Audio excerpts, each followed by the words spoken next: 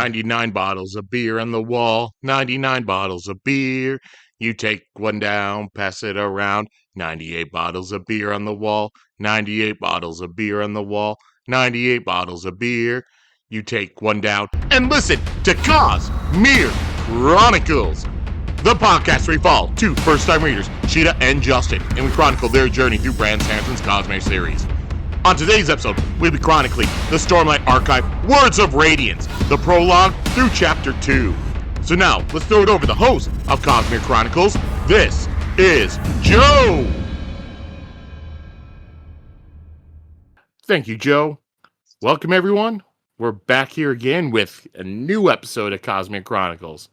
As before, my name's Joe, and I am joined once again by Justin and Sheta. Greetings. Woo-hoo! Yep, all super excited to be here today as we begin our journey into the second book of the Stormlight Archive, the Words of Radiance, or just Words of Radiance. So yeah, but before that, let's go into a random question. Wow, your charisma is just exploding out of the mic today, Joe. This is a new book. It's very exciting. We're going to have a first look. Well, we have to start lower on the charisma, because if you start too high, you have nowhere to go when you get more excited. Yeah, We can get higher. I love when movies start out so boring and unengaged that I'm just not interested, so that when they get moderately exciting, I'm very excited. That's my preferred storytelling. I usually don't watch things that are boring. So I probably won't finish and get to that point. I often give things I come across on the internet about an hour before I judge them, just as most people do. Well, at this point, we're like 99 episodes in, so... Well, yeah, but this is for the person who fucking hated the first book, but loves Words of Radiance, so this was the first one they started with. Sucks to be them. They're going to get a lot of spoilers. Yeah, they never read the first one. Well, the other day I watched this documentary about flat earthers and stuff. So my question is, who is your favorite flat earth personality? Yeah, I'm not answering this question because I don't know a single one. Oh no, my answer is me, of course. The earth Also- is flat. I'll stand by that. I'll pick Justin too. We all pick Justin. I like watching this flat earth thing where you could tell the flat earthers, when they record it, they thought it was going to be all positive them. But then it's kind of showing because they also have like astrophysicists on and stuff talking about stuff. And it's just like, and psychologists kind of going into why they were So flat you're earthers. saying to this begin was with. biased propaganda. Give me a 50-50. I want Sure. both sides getting a fair shake. Oh, no. The best part was you had these one group, they kept trying to do these experiments to prove the Earth was flat. It's like, see, if there's supposed to be curvature of the Earth, when we do this experiment, this thing's going to say it moved 15 degrees. But when it doesn't, then it's, it said it moved 15 degrees. Mhm. Well, I think that's more coming from the heavens. So we'll put inside this thing to block those rays, and, it's still moving. Whereas the other one's like, well, you see, we're going to shine this light, and due to curvature, it's supposed to, you're not going to be able to see it. You'd only be able to see if you raise the other light up. So it's like, I can't see anything. Can you raise your light up? Oh, now I see the light. Huh. They're just doing experiments that are proving the Earth was round. I'll always stand by science is just a scam to make you think the earth is round and leave it at that. And A I scam think to the do funniest what? part, A scam to make people think the earth is round. Obviously. and the To funniest just- part wasn't even in the documentary. It's most of this stuff was like filmed in like 2016, 17, somewhere around there. And then afterwards, looking up some of the names, it's like, oh, like 2 or 3 of these people have admitted, yeah, we're no longer flat earthers. Okay, so we'll leave that rant. And so if you had to recommend a comic book for somebody who's never read it, what would it be? Like even like a graphic novel or something who's never read a comic book before, what would you give them to read? I swore we already answered that.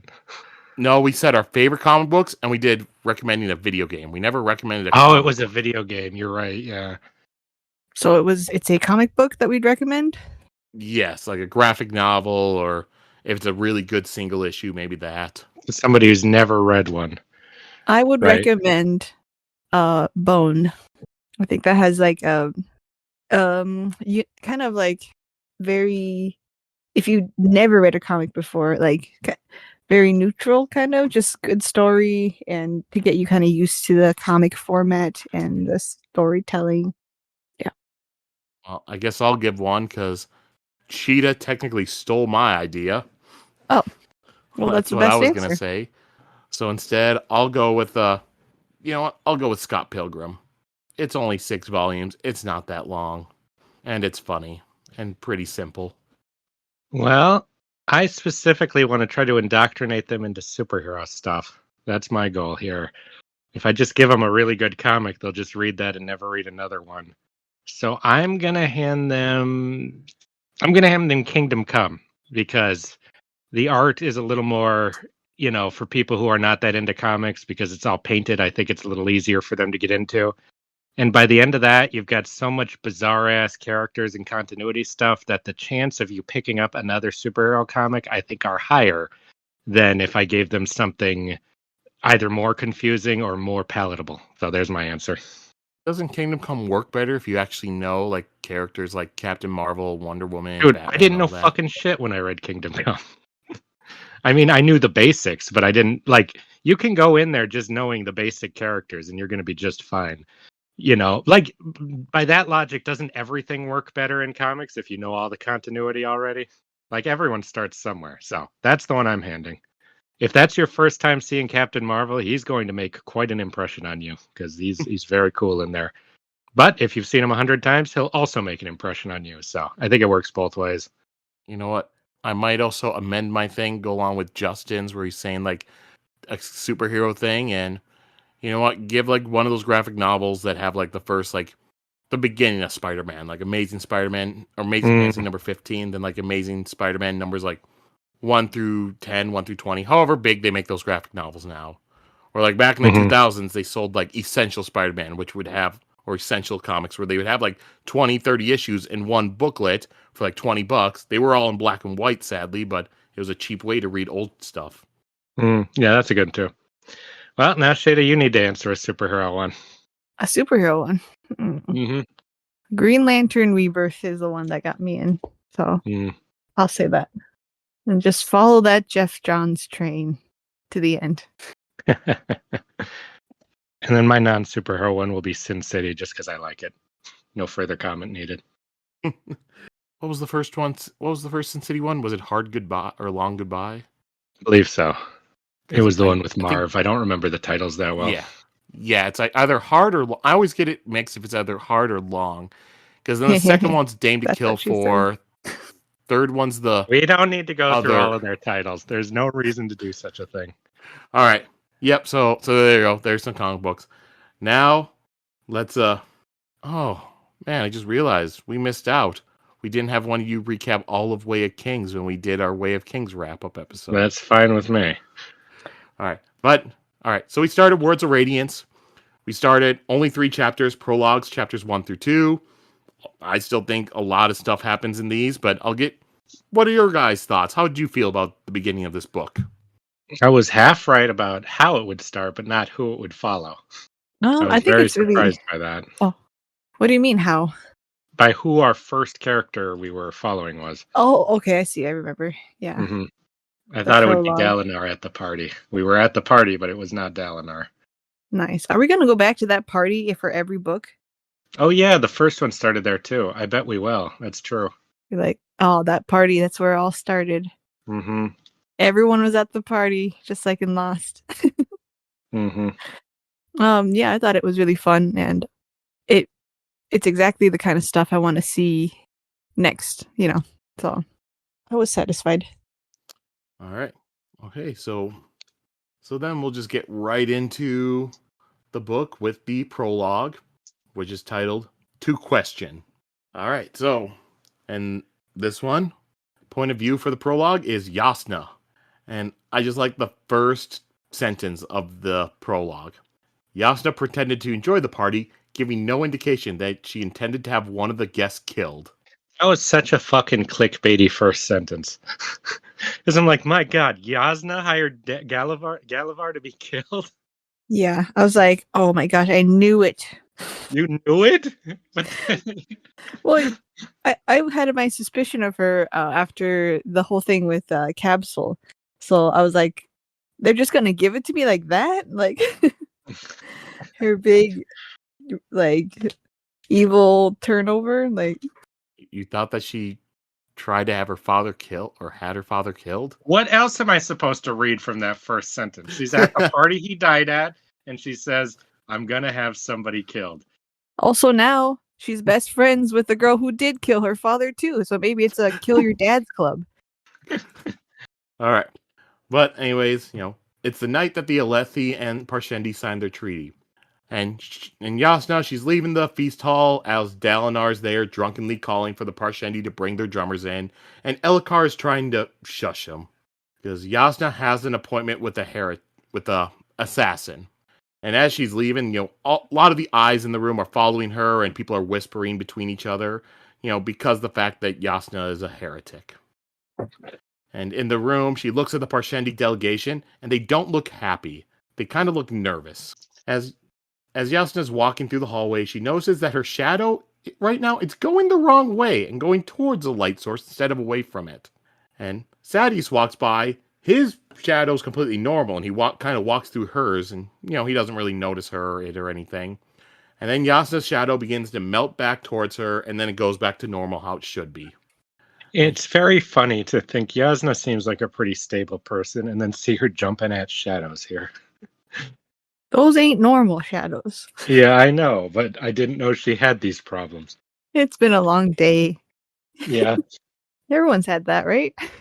I definitely do. Yeah. I'm just like, oh, what's that? happens to me a few times. See? Yeah. What the fuck are you people talking about? You had a long day and you're kind of, staying up kind of late. You start seeing shadows. Am I surrounded by crazy people? Maybe, Justin, you just don't have a spren that's attached to you. Yeah, I guess so. All right. Jasnah, she's a little freaked out, but she composes herself. Even though folktales, would say that those whose shadows went the wrong way were cursed. And Jasnah, she thinks that she needs to investigate those more. And she's walking by the Parshendi drummers as they're bringing their stuff into the feast hall. And there's also a Shin man wearing white that's helping them carry stuff in. What a nice guy. Yeah, what's wrong with that? Yeah, what do you got against Shin guys, Joe? You think they're all assassins or something? Not really. When we saw the Shin in the one interlude in the first book, they seemed really nice. Oh, just all Shin are nice? Is that it? Jesus. Yeah. Well, Zeth, would you really consider him murdering a lot of people nice? Yeah. Shin are the model minorities, Joe. Jesus Christ. I didn't know the kind of person I was talking to here. Yeah, all right, we'll stay with that one. All right, yeah, so Jasnah, she's kind of walking through the back ways of the palace. That way she isn't seen. But then she runs to her father, who is busy talking with Bright Lord Meridas Amaram. And she talks with her father a little bit, and he hints at her that she should get together with Amaram. Because he has long fancied Amaram as a match for Jasnah, but she doesn't agree with that.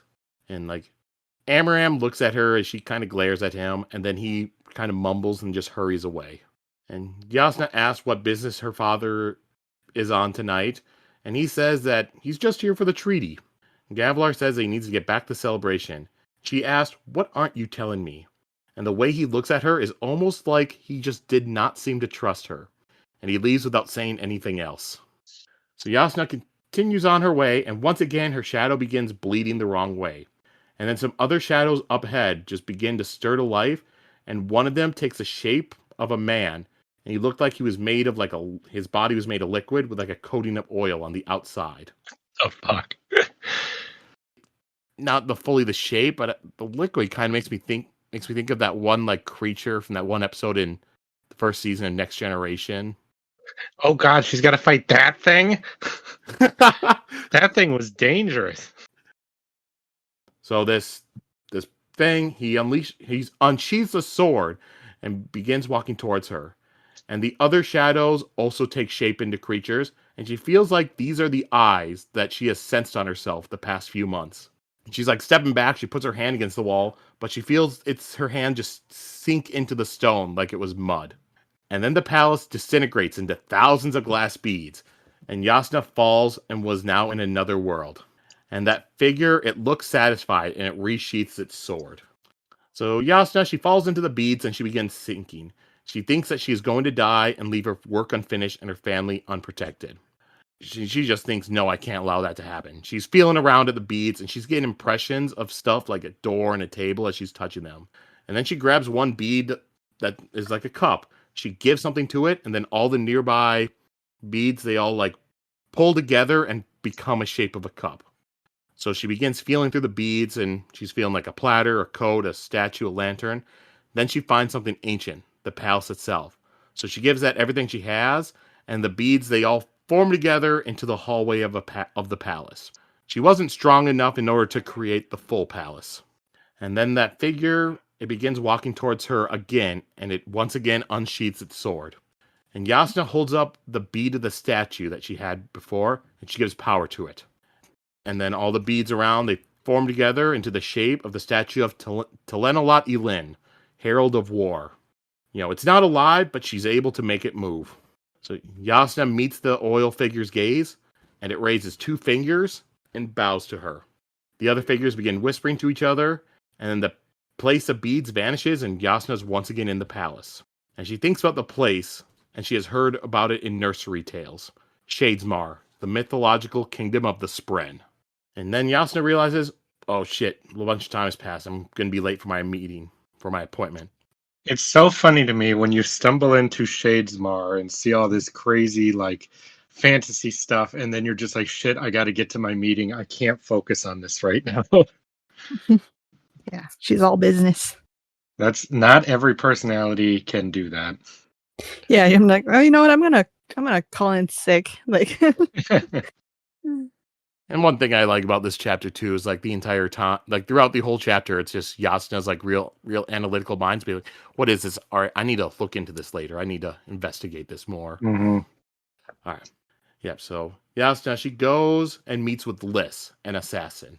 And Jasnah, she's about to give Lys an envelope that has instructions to kill Elikar's wife. But before she gives her that letter, she changes her mind and instead gives Lys a different letter that Jasnah also had on her. And this one has instructions to only watch Elikar's wife. What the fuck?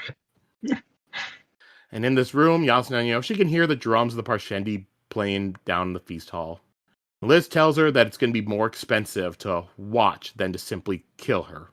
But Jasnah says that she will accept the cost. Lys will watch and report back to Jasnah. Lys tells her that she likes Jasnah because Jasnah doesn't turn up her nose at her, unlike other Light Eyes.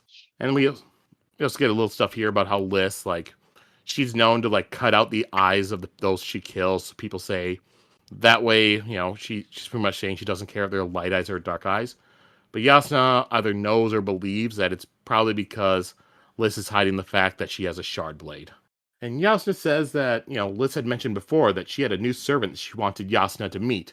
But Jasnah says that the servant she had wanted her to meet was a strange Shin man, but she had sold him weeks ago to a slaver. He was too good of a servant, and there was something creepy about him. And Jasnah reminds Lys of the agreement that they have. If Lys ever gets a contract for a member of Jasnah's family, she will instead let Jasnah match the offer in exchange for the name of the person who had hired her. After Jasnah leaves, she's walking through the hallway, and she hears the drums suddenly cut off.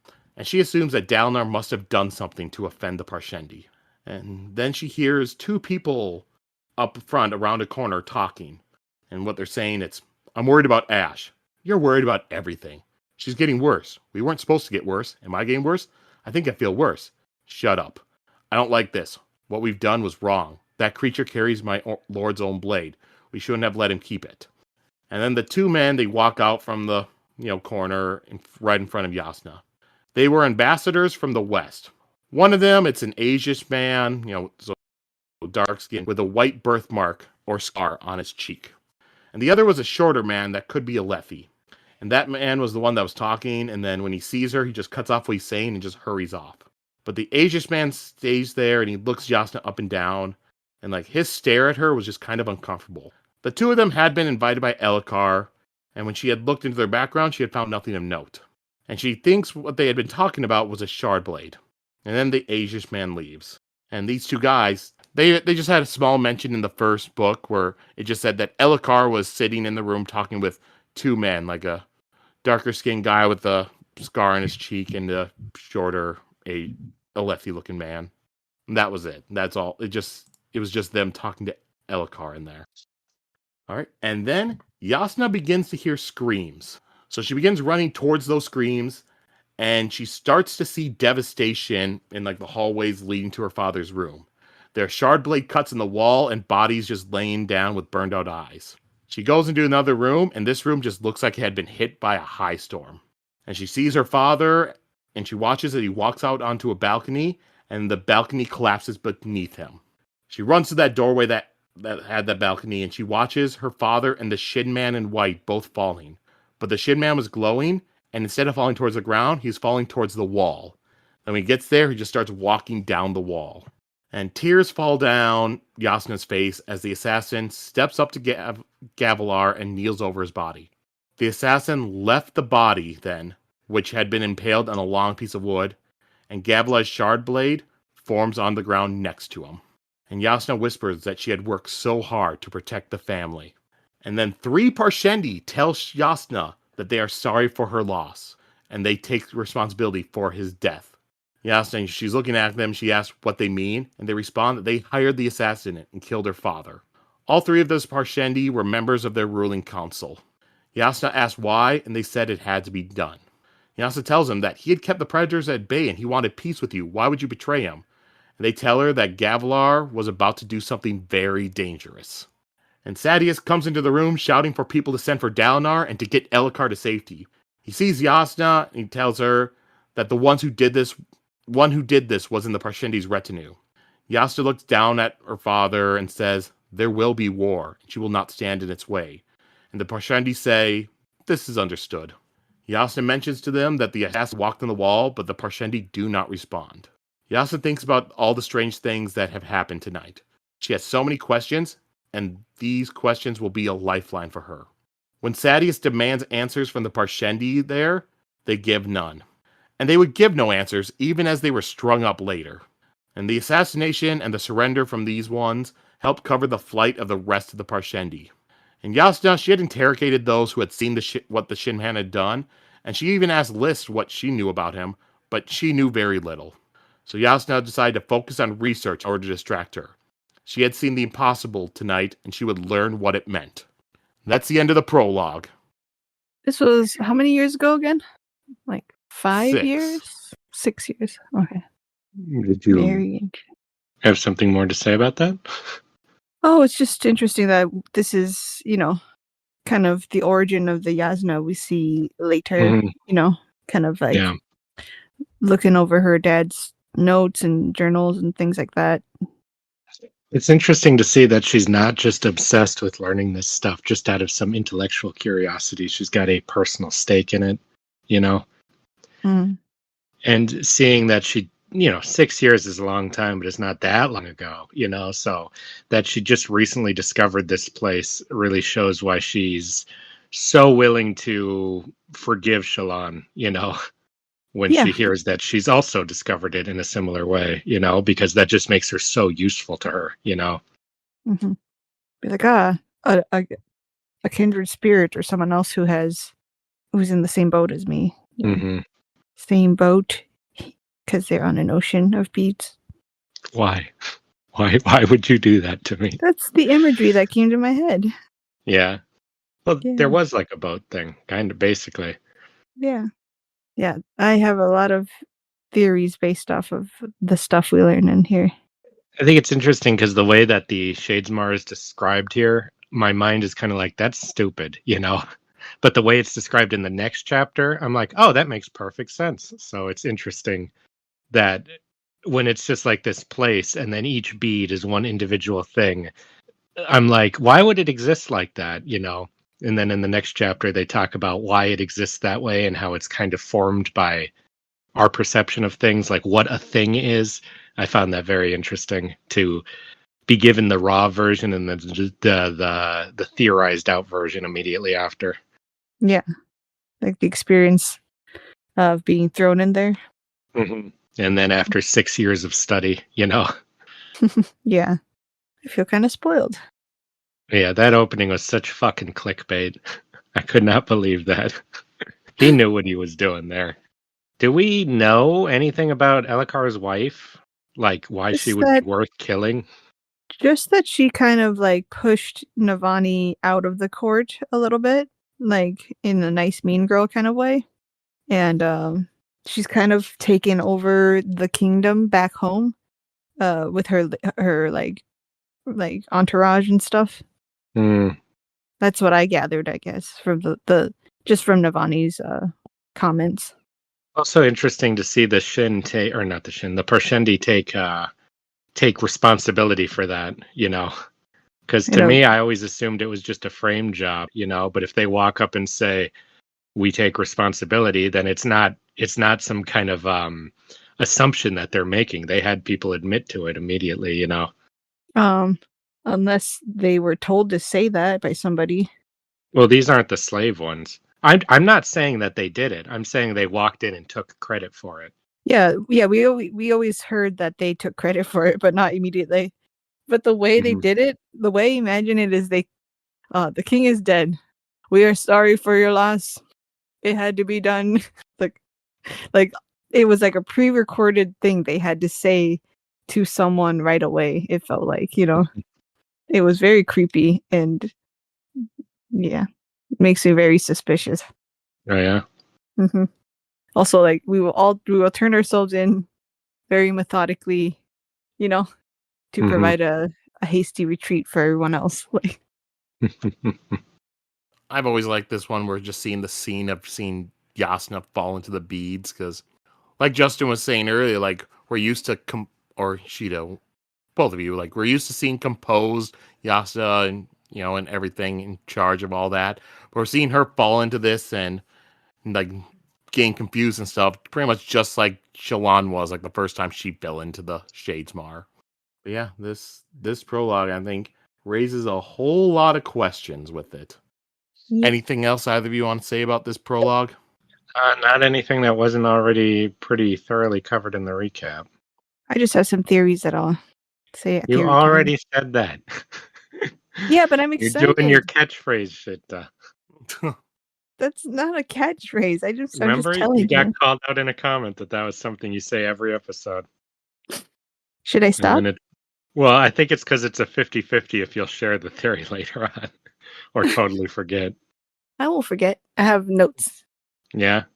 Yeah. Well, I do like.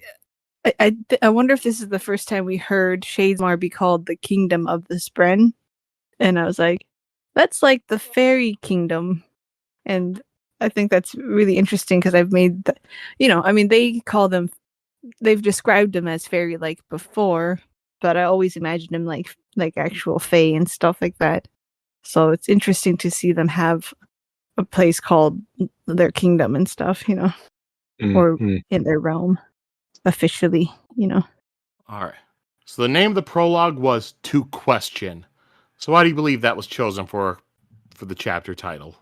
Mm, that's Yasna's mission going forward. I like that. That's cool. All right. Ooh, sorry, one more thing about that is that it's not just her mission, but I think that's how she accessed the Shadesmar in the first place. Oh And yeah, how what did she do right before she fell in? That's true. I forgot that was a thing. Mhm. Yep. No, what did she do right before she went in? Oh, I was asking Sheta. I don't know. I I'm think she was wondering stuff. I'm looking. All right, here we go. He strode toward her and unsheathed the sword. Logic, cold and resolute, guided Jasnah. Shouting would not bring help quickly enough, and the inky litheness of this creature bespoke a speed certain to exceed her own. She stood her ground and met the thing's glare, causing it to hesitate. Behind it, a small clutch of other creatures had materialized from the darkness. She had sensed those eyes upon her during the previous months. By now, the entire hallway had darkened as if it had been submerged and was slowly sinking into lightless depths. Heart racing, breath quickening, Jasnah raised her hand to the granite wall beside her, seeking to touch something solid. Her fingers sank into the stone a fraction as if the wall become mud. Oh, storms. She had to do something. What? What could she possibly do? Figure before her glanced at the wall. The wall lamp near Jasnah went dark, and then the palace disintegrated. I don't really know if that's questioning something, Sheta. Well, I mean, she said, "What can I do?" Does that count? No, but I think that these things that have been watching her have been watching her because she's been questioning a lot of stuff and looking into stuff. So I think this was the ultimate. I think she got very near the truth this night, and that's why that noob Cybot appeared to her. That's how you see it. Oops. All right. Now we're going to part 1, which is called A Light. And like I said last week, the POV chapters for the POV characters are Shallan, Kaladin, Dalinar. So we start off with chapter 1, Santhid. And then the epigraph. To be perfectly frank, what has happened these last 2 months is upon my head. The death, destruction, loss, and pain are my burden. I should have seen it coming, and I should have stopped it. From the personal journey of Navani Kholin, YesSS 1174. It's like, Jesus, Navani, what's going to happen? Or what happened? Because from the next one, it seems to me like these are from later. Do you agree, Sheta, or no? Well, we could also go with the know. dates we had in the last book. No, I don't know no dates. I ain't no date follower. Well, so what kind of date is yeshish? I always think it's really funny every time they say it. I think they all come from names from the heralds, like Yezrian and stuff. So it's like some sort of like Thor's something Day. with that.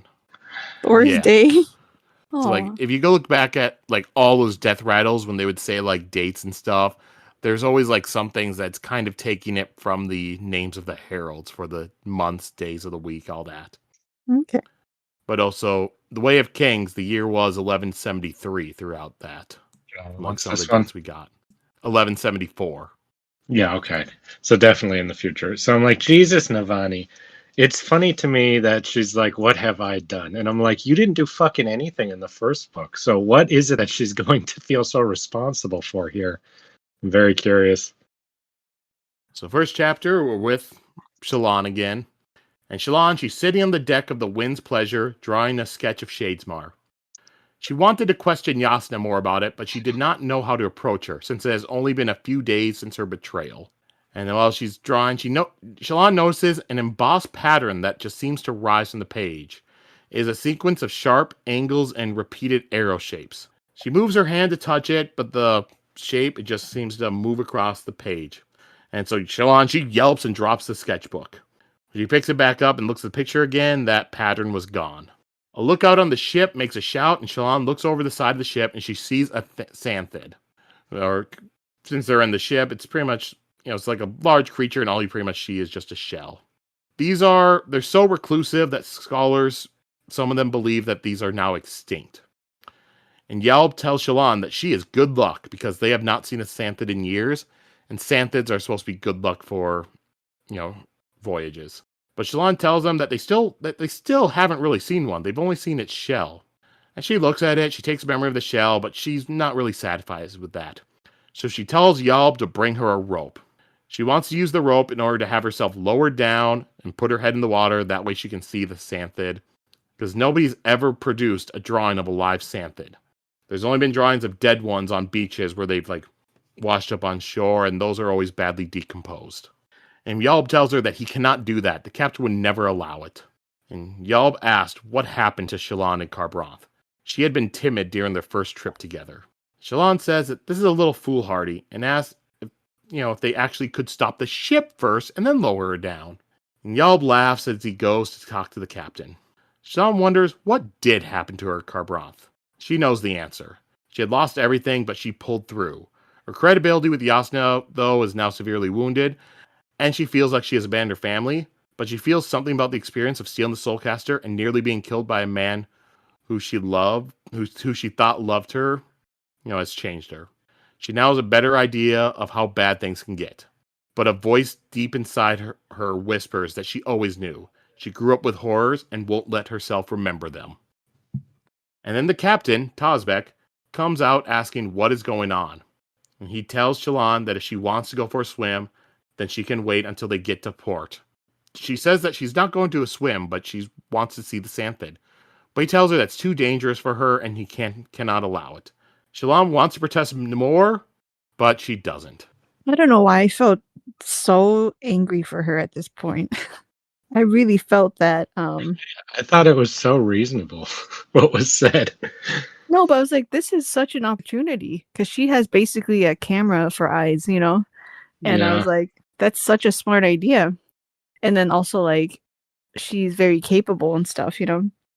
But to have someone kind of like really dishearten you about something like that, I just think that was too like something that to just kind of like put you in your place. Like, no, girl, like, oh, you just want to swim? We could do that later. Like, trying to placate her like she's a little girl who just wanted to swim. She's like, I didn't want to freaking swim. I want to capture this ancient beast. What You are know, you, like, stupid bitch? You're gonna swim in the middle of the ocean like that? well, no, like to not even think like she could understand that. You know what I mean? Like, it's just like I thought that it was very effective the way he spoke to her and the way he regarded her.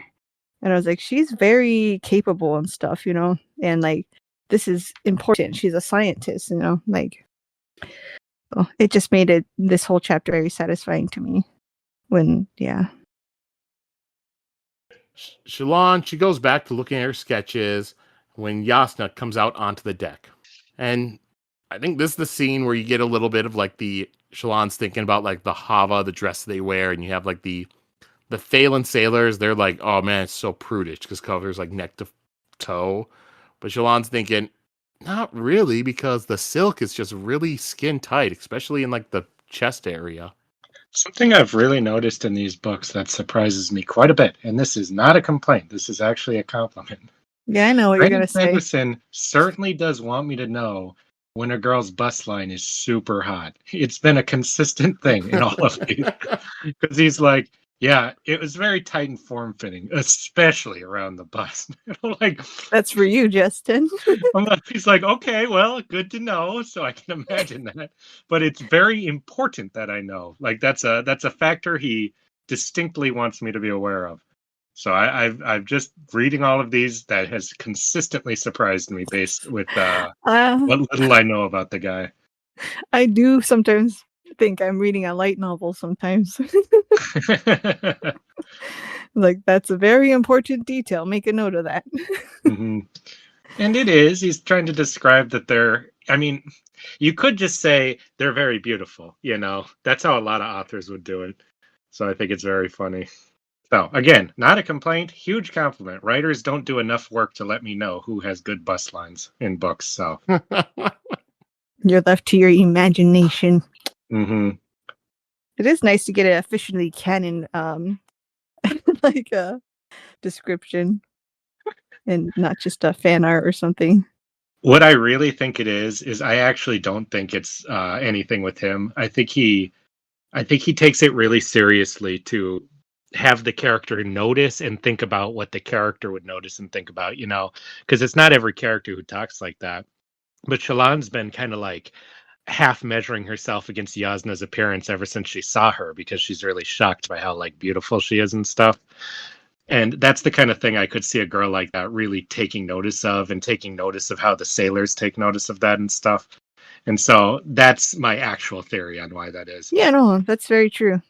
Mm-hmm. It's a lot of times, you know, not or to like, if you look up to someone, especially like a mentor, or, you know, you do compare yourself, and like for a young girl, that'd be like measuring breast size is definitely something that young girls do. Yeah, I've read plenty of manga. That always happens there. It's always a joke. Like, easy for you to say, you've got huge boobs. Pretty much. That's. Well, anyways, back to this. So, Jasnah says they have fine cabins that she spent a lot of money on, but Shallan responds that she has spent most of her life inside. And Jasnah tells her that she will spend more of it inside if she does wish to become a scholar. And then Jasnah, she tells Tazbek, here, bring me a seat over here like Shallan's, and he agrees to do it. Even though Shallan's seat's not really a seat, I think it's just like a box that's like tied to the side or something like that. Yep, and Jasnah and Shallan hand her over the sketches and she looks over them. And she tells Shallan that she was supposed to be reading. Shallan tells her that she had trouble concentrating. Jasnah asks if she was really expecting that coming on deck and drawing young men shirtless while working was going to help her concentration. That was probably my favorite part. Because just 2 seconds earlier, Shallan said, "Yep, I was drawing all of these shirtless men." And I'm like, why did you point out they were shirtless? That was very specific. But Jasnah knows. Or like she was Maybe thinking, yeah, my father never would have allowed me to sit around and Yeah, that watch was the shirtless scene, yeah. dark eyes. And I'm like, I guess you enjoy doing so. I would have said yes, Jasnah. They do help me concentrate. Leave me alone. You know, Sheta, I've been starting to warm up to one of your theories in these scenes. Yeah? One of the ones I hate the most. Mm-hmm. I was thinking it. I just didn't want to say it again, but I think it spoke for itself. Tell me. Yeah, their relationship. Not their relationship, but that mayhaps Jasnah is not as into, males as Shirtless you would expect. mans? Not that. It's one line she says, I think it's a little bit later, about like, I don't remember how it's worded. Or, yeah, I'll say it when we get there, actually, because it's kind of a, plot point. Okay. Yeah, so Jasnah, she looks at the drawing of Shadesmar and asks Shallan if she has followed her instructions to not return there. Shallan says that was drawn for the first lapse that she had and she wound up going there. Jasnah figures that this is what is bothering Shallan and offers to explain things to her. Shallan's surprised and assumed that the information was secret. But Jasnah says that holding information, she knows that it makes people more prone to get into trouble. Shallan's also already stumbled into Shadesmar, and Jasnah knows firsthand what that is like. So if she doesn't explain Shadesmar, then she only has herself to blame if Shallan winds up getting herself killed. And Jasnah explains that Shadesmar, it's not really a place. It's all around them right now. All things exist there in some form, just like they exist here. Because all things have 3 components: the soul, the body, and the mind. Shadesmar is what they call the cognitive realm, the place of the mind. And all around them right now, this is the physical world. Shadesmar is the way your cognitive self experiences the world. Shallan says, well, that doesn't really make sense. And Jasnah responds that, yeah, I hope it wouldn't make sense, because I've studied it for 6 years and even I barely understand it. So she brings Shallan over to the side and has her, for an example, look out into the water. And the ship's sailing across depths that they don't know. Because beneath the waves, there's a bustling world they just don't see. Shadesmar, it's an entire world where their minds skim but the surface. A world created by deep, profound thought. It's alien to them, but in a way they formed it, along with some help from the Spren. And then Jasnah asks Shallan, what are Spren? And Shallan answers, they're living ideas. Jasnah says that from her best guess, Spren are elements of the cognitive realm that have leaked into the physical world. They are concepts that have gained a fragment of sentience. They are ideas created from collective human experience, somehow come to life. This first happens in Shadesmar. That's where the Spren live, and they rule there within their cities. Some Spren, they're as clever as humans, and they create cities, while others, they're, like fish, and they're just in there swimming along. Shallan asks if the Spren are connected to the Parchment and Voidbringers, but Jasnah hasn't determined that yet. She says of the Spren, they're not always forthcoming. In some cases, they just don't know, but in others, they don't trust Jasnah because of the humans' ancient betrayal. They tell Jasnah of it, but won't say what it was. Humans broke an oath, and it offended the Spren greatly. Jasnah thinks that some of them might even have died, but she doesn't quite know how a concept could die. And in the water, Shallan, she sees that pattern again, but it goes away. She tells Jasnah what she saw in the water, and she wonders if it means something. Jasnah says that it most certainly does. Jasnah says that she doesn't think that their meeting is a coincidence. She thinks what has been following Shallan, those have led the two of them together. The old ways are returning, and Jasnah doesn't see it as a hopeful sign. See, that's exactly what I was thinking, because I was like, man, what a fucking coincidence that the other person who has this power comes all the way to meet Jasnah like this. So it's funny to me when the story itself points that out. Justin, stand users are just naturally drawn towards each other. Yeah. That kind of total BS explanation stuff. Yeah, the Spren sense impending danger, and they are returning. And Jasnah says that they must now return to the Shattered Plains in Urithiru, and that Shallan will not return home for a long time. And Shallan, she feels guilty about abandoning her brothers. She had written to them and explained, what she was doing. And Balat, he had been positive, and he did say that, he was glad that at least one of them gets to escape the fate that was coming for their house. It's so funny to me that is what positive is for Balat. Well, we're all fucked, but I'm glad you made it out. Like, one of us won't be fucked. That's not what I would... When she said positive, that's not what I would have expected. Jasnah says that leaving, it worries Shallan, but she does tell her that she has taken some steps to help her family. She says that Shallan's house has two problems. The broken soulcaster they need to give back to the Ghostbloods, and that their house is heavy in debt and has no allies. And Jasnah hands Shallan a piece of paper which has a conversation that she had with her mother, before, via span read. Shallan begins reading it, and on it, Navani talks about the broken soulcaster and says that, this sort of thing happens more often than you think. She asks, for them to bring her the device and to see if they can fix the alignment of the gem holdings. Jasnah explains that her mother is a renowned artifabrian, and that she suspects they can fix it, and then they can send it to Shallan's brothers so that they can give it back to the Ghostbloods.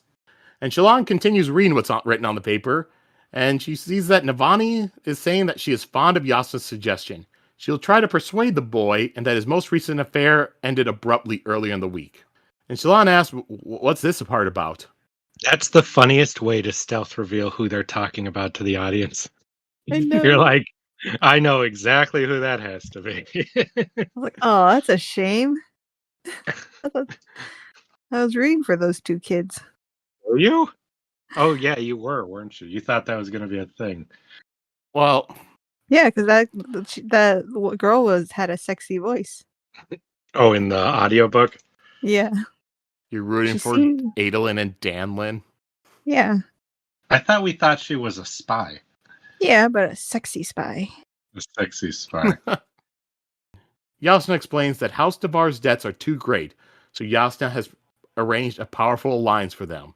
She has taken the steps towards arranging a betrothal between Shallan and her cousin Adolin.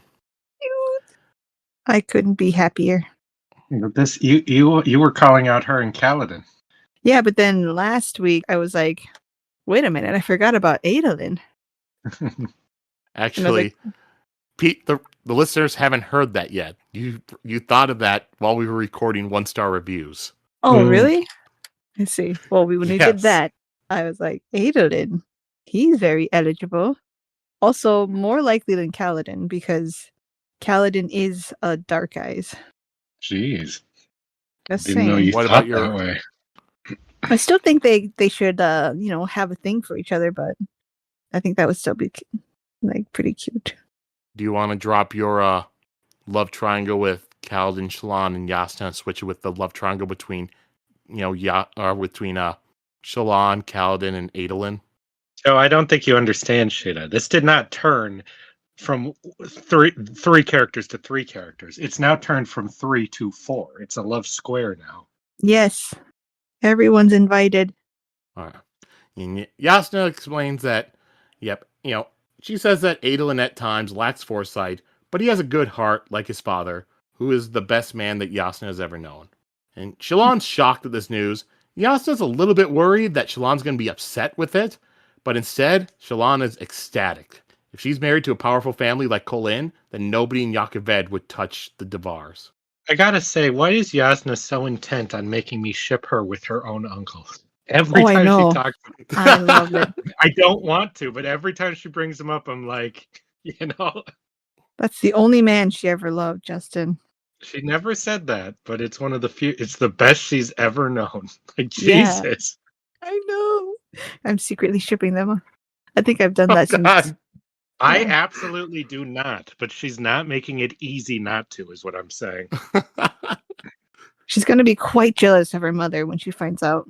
Oh, God, no, shit. No. She's like, I look just like my mother, but younger. Oh, God, no. There's a difference. Dalinar's not related to Navani by blood, but he is related to Jasnah by blood. Yeah, so sometimes that just makes it more interesting. I think we should move on with the story. All right. Shallan's, she's happy, and Jasnah asks why Shallan isn't upset, and Shallan says that she had spent her entire life locked up in her father's house and expecting him to just pick a husband for her. And since she left, she also, on her own with relationships, she didn't do the best. Since the first man that she chose, he was an ardent and also secretly an assassin. And that's crazy that was the first man she chose. She's a lot more inexperienced, naive than I really expect. Sheltered. That's the word I want. I think she's just a baby. She's what, 16 or something? 17? Is that correct? 17. Yeah, so she's not that young, especially not in this world, that she wouldn't have had, like, somebody who'd lived more would have had, like, crushes, and they would have had, like, those kind of thoughts and stuff. That's one of the first boys she ever really thought about that with. That's pretty crazy to me. She seemed very sheltered. Like, her dad was very sheltered, or very strict on her. Well, she kind of described it like her dad would treat her like a painting, like something to be looked at, but not, like, touched, like just kept locked away. Yeah. Creepy.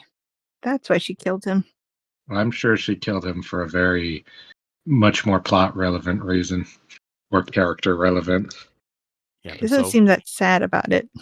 Yeah. Well, she seems repressed about it, Yeah, maybe she hasn't dealt with it yet. So Jasnah, she says, all right, I'll let my mother know about this, and they should have a causal within a day. And a causal, it's kind of like a conditional betrothal.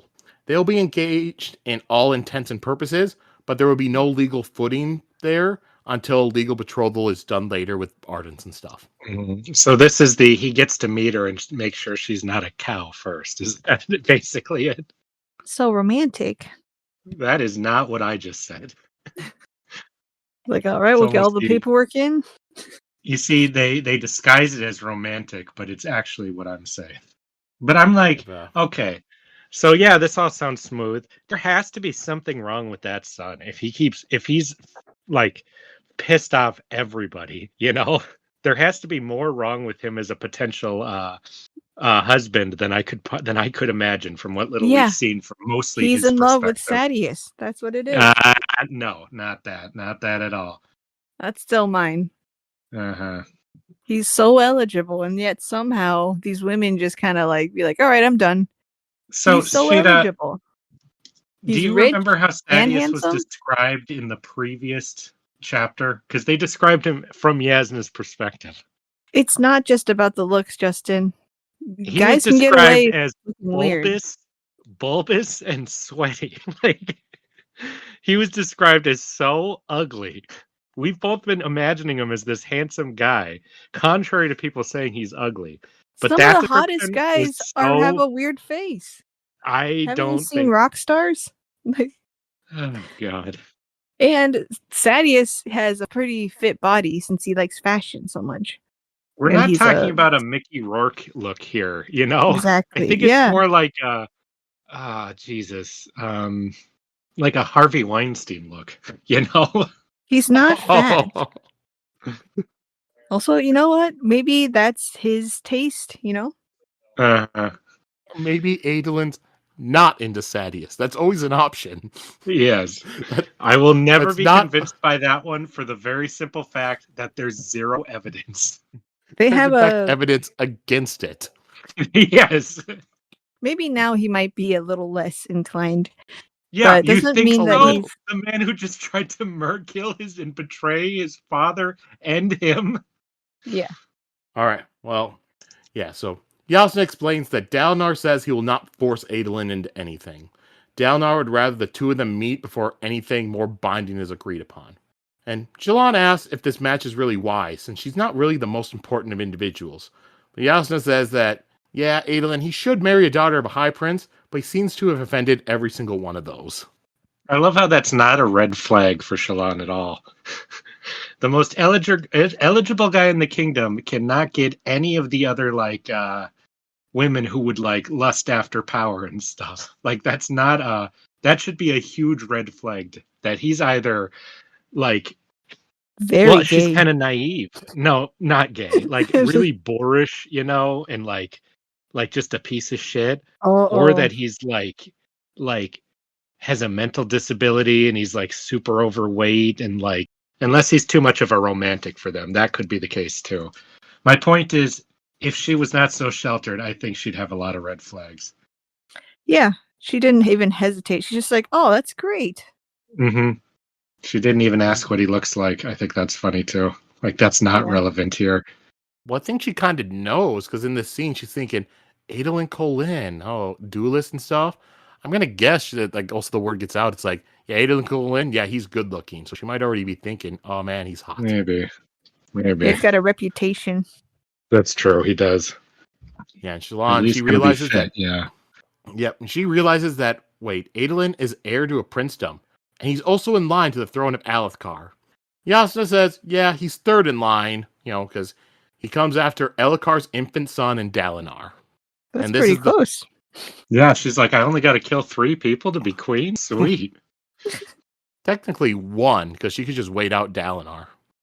Well, 2, because you have to get rid of Elhokar first. But also, this is the first time we've heard of Elhokar's infant son. Yeah. Because I remember in the first book, you two were talking about, wait, so if Elhokar died, Elhokar could die, and then Dalinar become king. And I'm here like, well, Elhokar is a son, but I paid attention. It was not mentioned in the first book, so I could not bring it up and correct you two. I could have sworn I just kind of knew his wife was pregnant or something. Nope, there was never a mention. Like, I think it's fair to assume, because I think it'd be very unlikely that a king would not immediately try to produce an heir. That would be kind of stupid. Maybe I just assumed. That's half the reason for even getting married in these. Yes, it is. And secure your line. Mm-hmm. Yeah, and so Shallan, she's thinking, I'm not important enough. Like, why would you betroth me to Adolin? Why not the younger brother Renarin instead? I've got nothing to offer Adolin. He's dodging a bullet with that one. I would not want to be betrothed to Renarin. And Jasnah corrects her and says that, if Shallan is what she thinks she is, then she will offer something much more than riches. And Jasnah says that right now, Shallan, she's but a promise.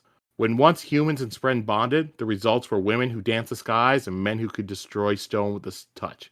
And Shallan says, the lost Radiance, traitors to mankind.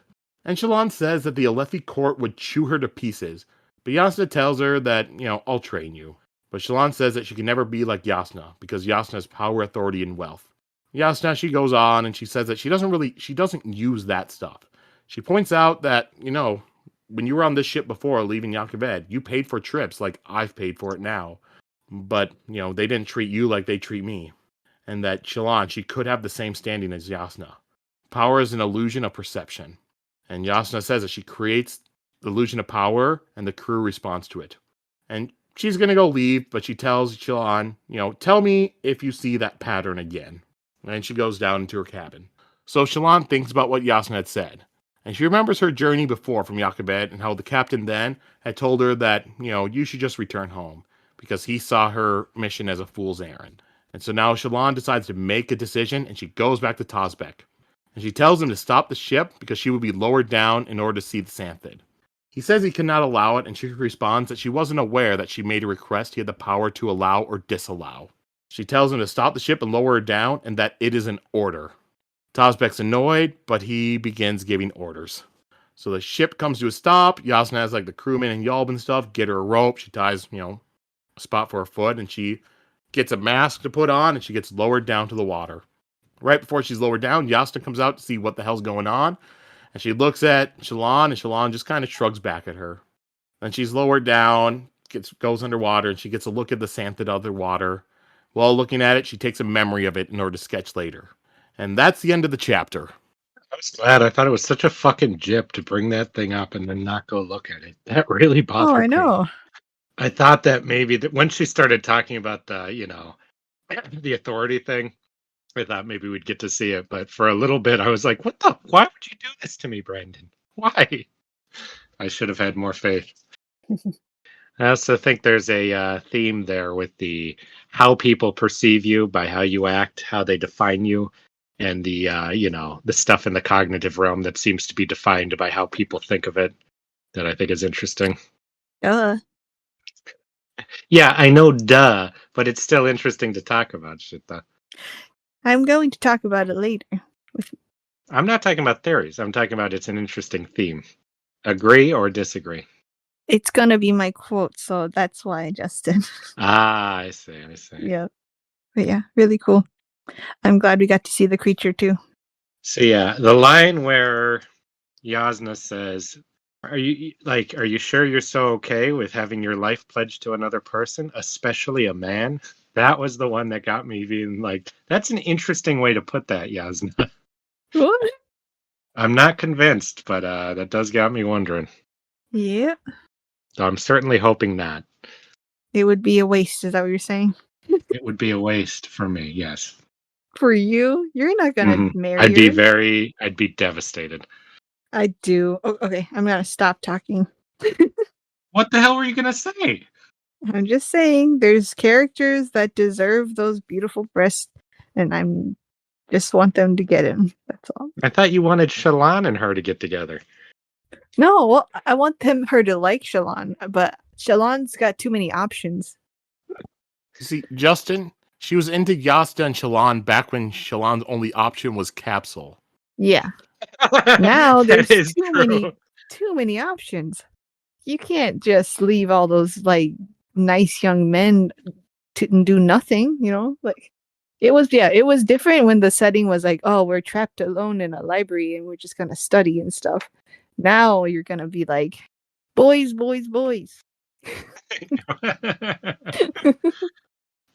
It's a longer chapter, but anything else from it you two want to go over? Not really. Let's see. I have been dreaming of this scene for so long, like Jasnah and Shallan on a boat going to the rest of the story. Like, oh yeah. So I'm glad it's finally happening. Yeah, same. I'm glad it's just starting out with that. Mm-hmm. So I'll just ask you two, how long do you think it will be before they arrive in the Shattered Plains? The next day. Like 2 POV issues. Unless they get taken by pirates and get involved in a whole plot I wouldn't expect. I don't like that you asked that question, Joe. I don't like it at all.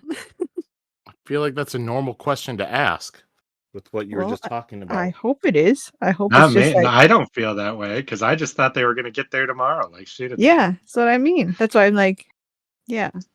Now we're going to get like a Captain Phillips situation going, I expect. Well, it's more like if you look at the map, like the Shattered Plains are quite a distance from the ocean, so they have a lot of land to cross. Well, I don't care. I don't think that we're going to real time follow them do anything personally. Yeah, this is like D&D. Okay, you're there. Well, no, they just say like a month passes. Yeah, not any time at all. We'll cut to Kaladin, we'll cut to Dalinar, we'll cut to Adolin being like, oh, I'm getting married. I hope she's hot. And then yes, we that's cut back. Be his first time. Yeah. So no time at all.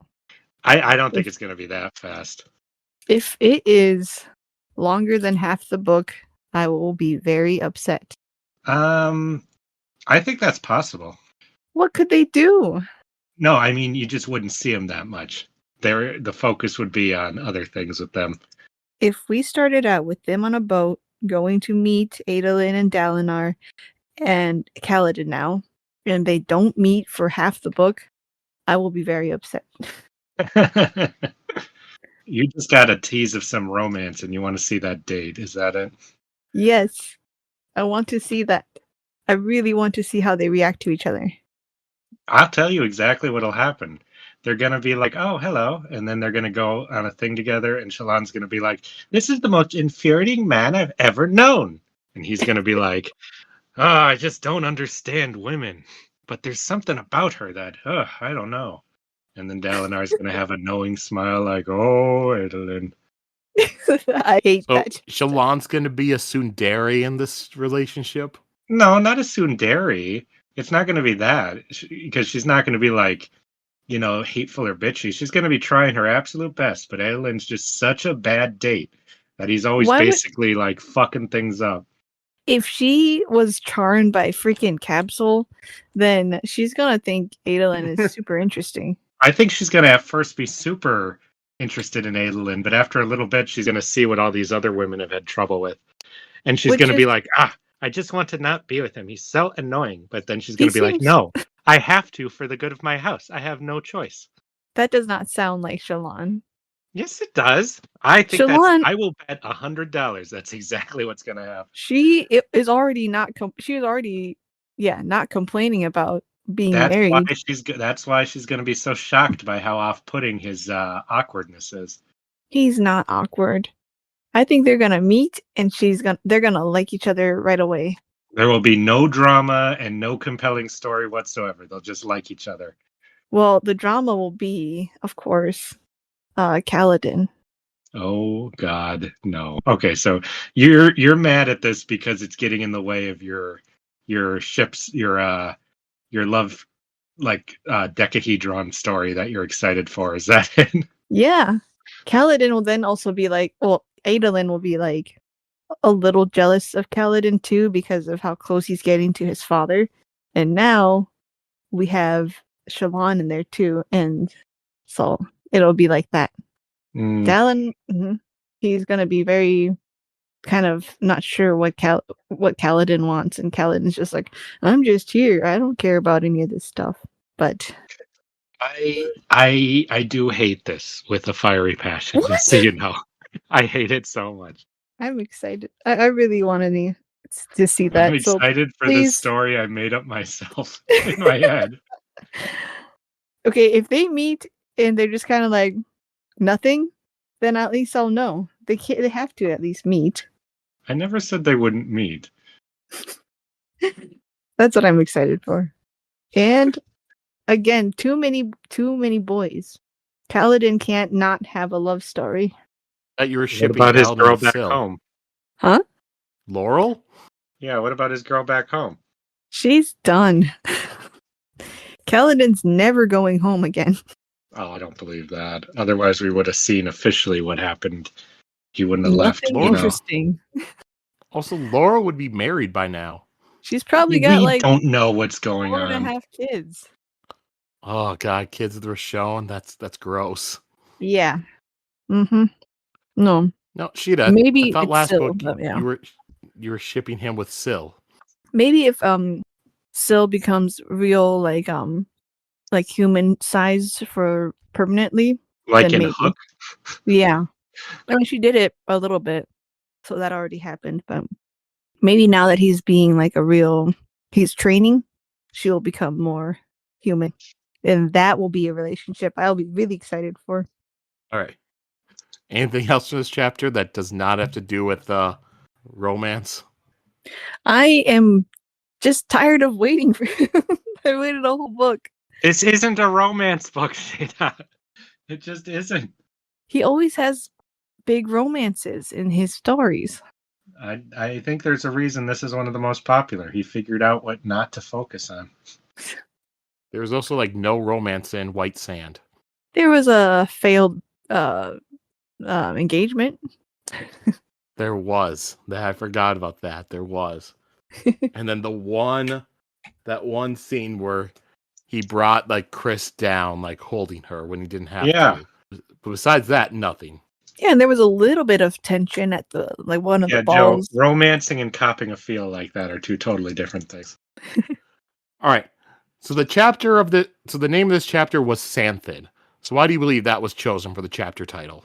Because of the Santhid. Justin? Do you expect me to say something other than that? Well, you have to say it with me like we're kids on Blue's Clues. I am doing no such thing. Santhid. No, I also feel like the title Santhid was chosen because Santhid is kind of representing Shallan, like taking authority and getting them to do what she wanted. I don't know about that. Because it's what she's having them force her down to look at. Yeah, but I don't think that's much different of a description than what Sheta said, personally. Yeah, it's the Now, same. It's exactly it. That's the whole if I point. knew that Xanthids have a reputation for, I don't know. You know what? It's because they provide good luck, and luck brought Shallan and Jasnah together. There you go. All right. Okay. Well, here. Now we'll go to our other chapter we're reading this week. Chapter 2, Bridge 4. Epigraph. Our first clue was the Parshendi. Even weeks before they abandoned the pursuit of the gem hearts, their pattern of fighting changed. They lingered on the plateaus after battles, as if waiting for something. So, it's a Kaladin chapter, and we begin the chapter, and Kaladin, he's taken in some breaths as a free man. He's standing in Bridge Four's new barracks, and he goes over, he puts his hand onto Dalinar's cloak, which hung on a hook, and he steps out, leaving the cloak there for now. And the men of Bridge 4 cheer him as he emerges. They're outside in the rain, and they're bathing, and they're getting a shave from Rock. And Kaladin calls over Moash, Scar, and Teft. Scar, he's limping on his bad foot because he just took an arrow in it yesterday, but it's not too bad for him. Kaladin, he wants to take a look over all the barracks that they have for the bridgemen. They have been given 20 buildings, which are only empty now because of Sadeas' betrayal. And as they're walking, Kaladin, he watches as women scribes are overseeing parchment emptying out the barracks.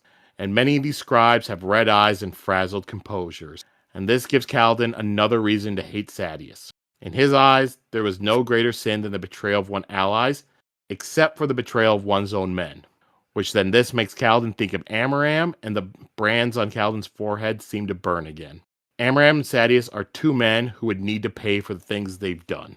Sorry, his scar burns like Harry Potter's. And not only do they need to pay for what they've done, they need to pay with interest. It's like, I thought that made Kaladin feel like he could become a very generic, action revenge hero that I would very much enjoy, like a one-liner type guy. He's not very violent though. Like looking back at the prologue with Jasnah, how her father really wanted her to marry Amaram. Amaram seems like a worm. All right, so Kaladin, he looks over the other bridgemen. Moash asks if they're really supposed to turn these men into an army. Teft points out that, Kaladin did it with Bridge 4, and he can do it again. Kaladin says that they'll combine all the men, because there's about 1,000 bridgemen, into 20 crews of around 50 men each. And they will train the most eager of those first, and then those will train the rest. And Kaladin tells Teft to organize and combine the crews and choose 2 men from each to train. Teft will be in command of the training. And Kaladin says that most of Bridge 4 will be needed to keep Dalinar alive. Moash asks if he can really trust Dalinar. Kaladin points out how he had given up his shard blade. Scar says, he owed us. Moash says that it could have just been posturing on Dalinar's part. Just the politics going on between the Kholin and Sadeas camps. Kaladin says that we need to keep him alive. I don't know if we can trust Dalinar, but he's the only one on the plains who has shown a hint of compassion for the bridgemen. If he dies, who knows how long before his successor sells us back to Sadeas. He says that Dalinar is their best hope for a real life. And then Scar asks, what about the assassin in white? He's been going around killing all these, kings and high princes and stuff throughout all the kingdoms. Kaladin says that, he already killed our king, years ago, so hopefully that means that he's done with Alethkar. And Kaladin was surprised by the trust that he had for Dalinar, but still liked Dalinar, and that carried weight. So Kaladin tells them that, we may be weak now, but if we play along for a time, then we could have a highly skilled mercenary force of around 1,000 soldiers. Moash asks if he will be able to learn how to use a sword, but Kaladin says, we're still Dark Eyes, so you're going to have to stay with the spear. And Scar says, Kaladin, you're not, because I saw your eyes during the... And then Kaladin cuts him off and says, no more talk of that. So Kaladin tells the 3 of them that he is naming them his officers, along with Sigzil and Rock. He is going to name them his lieutenants. Rock will be the quartermaster and also in charge of food, and Lopen will be his second. Teft is in charge of training, Sigzil will be their clerk, and Moash and Scar, they're the best fighters, so those 2, along with Kaladin, they will focus on watching Dalinar. Whenever possible, one of the 3 of them will be guarding Dalinar. One of the other 2 will be watching his sons, but Dalinar is the man that they will keep alive at all cost. And then we jump forward a little later, and all the Bridge Four members are at a tattoo artist. Hobber's the first one. He sits on the chair and he's getting a tattoo. Pretty much he's getting it over his slave brands on his forehead. Once it's done, he asks, what do they say? Sigil tells him that it's, glyphs that say freedom. And Kaladin adds that there are some smaller writing above freedom that says the date that Hobber was freed and that he was freed by Dalinar Kholin. This way, if someone stops, Hobber and he doesn't have his writ of freedom on him, they can always go and check with Dalinar scribes who will keep a copy of the writ on them. Hobber says, no, that's not good enough, and he asks for Bridge 4 to be added as well in his forehead. Not because he was freed from Bridge 4, but because he was freed by Bridge 4. And Kaladin just thinks this is crazy. And once Hobber's finished, Scar sits down in the chair next, and he demands the same exact set of tattoos that Hobber just got. Yep, and the rest of the Bridgemen, they're all going to be getting the same exact tattoos, the freedom stuff and the Bridge 4. And Kaladin looks at the rest of them and he tells them that those of you who don't have slave brands, you don't need to get this tattoo. Barak says no, and that he will get the tattoo, even though he has no slave brand. So all the men with brands and all the men without brands, they all get it tattooed on their forehead. The only one who doesn't is Moash, who instead decides to get it tattooed on his arm, which Kaladin's just like, thank you, that's a better idea. Yeah, based Moash. I agree with them. I'd do the same thing. I don't want no fucking tattoo on my forehead. I was like, that's a little extreme. I mean, when you think of it, they should by all rights be dead. So I understand the commitment, But it's funny that Moash cares more about his since he's a what do they call him? What? Like a story guy, right? Like he tells whatever. Sigil is. That's Sigil. Yeah. Okay, Moash then I is a guess fighter. Moash just respects his appearance more. Moash seems to be his own main character still. And he's like, I'm not gonna go face my people who wronged me with a dumb tattoo on my forehead. Like, I told you Moash is gonna be the handsomest one. Was this an argument? Did anyone say he wasn't handsome? Yeah, you guys did. But this No, chapter we just said right. that we just said the book never went out of their way saying Moash was the most handsome one. You just decided that. There was a line that someone said, backed me up, that said he could have passed for a Light Eyes and like he was tall and princely looking. I don't remember any of that, especially not princely looking. It happened. I mean, you seem knowledgeable on this. That more like sounds like a description that would be given to Kaladin. No, it was Moash too. And this chapter proves it right, so I'm not going to say anymore. Well, I can't argue with that, Sheta. Yep, so after Moash gets up from the chair, then Shen sits down in it. And the artist says that, no, I can't tattoo him. He's property. And Tef says, well, he's been freed. And Hobber adds that if she doesn't tattoo Shen, then she will not get a sphere from any of them. So the artist sighs and gives in, tattoos Shen. Then afterwards, Shen looks in the mirror, then looks over at Kaladin and nods. Cute. So then Kaladin's last, he sits down next, and the artist begins tattooing, but then curses. And he's like, what? And she says that the ink won't take. So Kaladin realizes, oh, my body's probably healing and pushing it out. So he releases the little bit of Stormlight he has in him. He tells her to try again. So this time she tattoos, and it works, it stays. So once it's finished, he looks in the mirror. And he wonders, can I really be this man again? That man died. And Sail lands on his shoulder, and she says, life before death, Kaladin. And he takes in a little bit of Stormlight, and the tattoo melts once again as his body kind of shoves out the ink. So Kaladin watches as the freedom dissolves and he is dominated by his branded glyphs. But he tells the artist, don't worry about it. Seems like my scars aren't finished with me yet. To just say that like that explains what happened. That would leave me so confused if I was her. Like to talk so melodramatically like that. Yeah. Like, yeah, but how'd they come off? I don't understand. Like, you just talk to a fucking main character is what it would feel like. Like, okay.